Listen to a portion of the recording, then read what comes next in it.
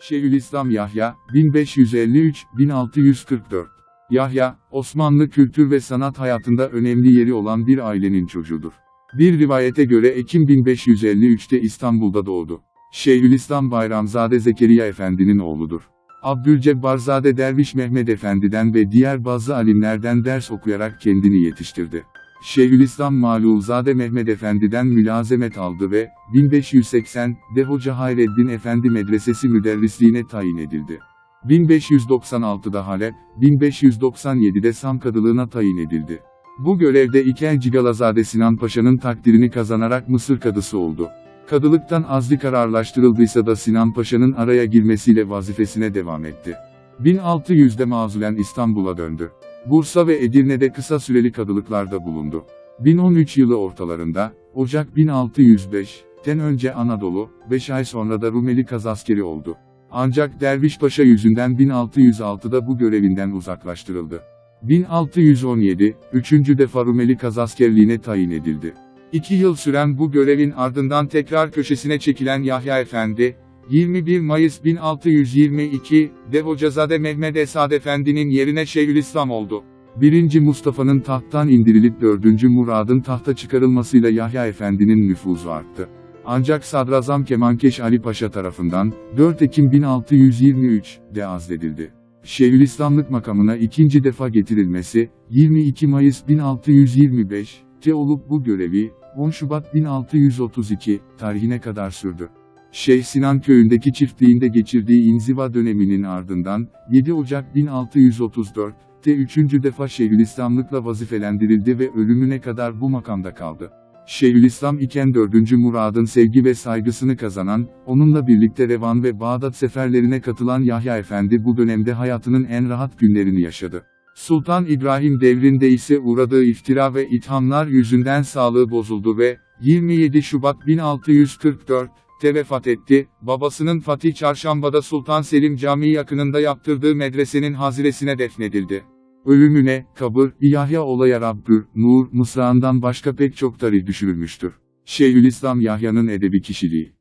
Klasik Türk edebiyatının önde gelen gazel şairlerinden olan Yahya Efendi'nin genç yaşta şöhrete kavuştuğu, şu, akıcı ve dokunaklı gazellerinin herkes tarafından beğenildiği tezkirelerde zikredilir. Şairliği kadar Şeyhülislam olarak da dikkat çeken Yahya Efendi kaynaklara göre gönül ehli, ring meşrep, hoş sohbet, nüktedan, hak bildiği yoldan şaşmayan, bulunduğu makamın hakkını veren, siyaset bilen, çevresindekilerden daima saygı gören, cömert ve mütevazı bir kişidir.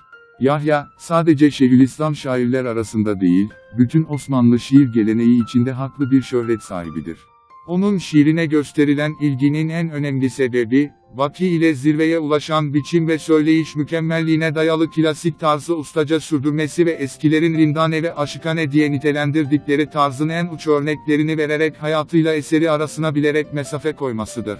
Özellikle gazellerinde dikkati çeken bu tutumunu Sakiname Mesnevisi ile de pekiştirmiştir. Yahya'nın hayatıyla eseri arasına bilerek koyduğu mesafe şiirine ilgiyi artırmıştır.